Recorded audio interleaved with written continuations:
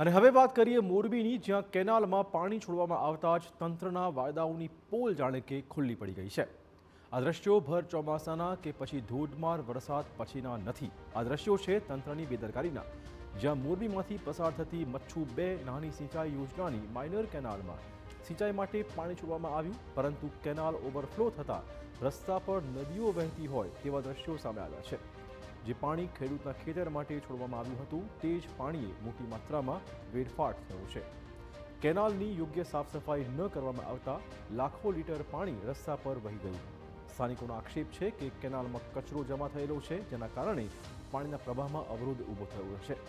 કેનાલની ફરતે કરાયેલી સુરક્ષા દિવાલો પણ તૂટેલી સ્થિતિમાં છે, ત્યારે તંત્રની પ્રી મોન્સૂનની કામગીરી પર સવાલ ઉઠી રહ્યા છે। केनाल में जो पारापेट बनावेली है जोयुं आ रेडीमेड के पोलीसनी बरोबर तो ए पण अंदर पड़ी गयुं छे।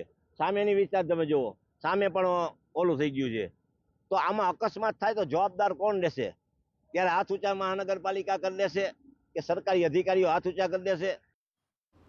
પ્રી મોન્સૂનની શંકાસ્પદ કામગીરી મુદ્દે અધિકારીએ બહાના આપ્યા હતા। સાથે રસ્તાનું લેવલ ઊંચું હોવાના કારણે પાણી ભરાયાનું તેમણે વાત કરી હતી। જો કે પાણીનું લેવલ ઘટાડી દીધું છે, ત્યારે થોડા સમયમાં પાણીની સમસ્યાનો નિકાલ થશે તેવો દાવો તેમણે કર્યો। પ્રશ્ન એવો થાય છે કે જે આપણે એસપી રોડથી લઈને રવાપર ચોકડી સુધી છે, એમાં જે સામેની બાજુ રોડ બન્યો એનું લેવલ નીચું છે, એટલે અહીંયા આપણે દિવાલ કરેલી હતી। દિવાલમાં શું થાય, સ્થાનિક લોકો જ્યારે વરસાદનું પાણી અથવા રોડનું પાણી કાઢવા માટે એમાં હોલ પાડી દીધા હતા, એને લીધે કેનાલ ઓવરટોપ થઈને પાણી રોડ ઉપર આવે છે।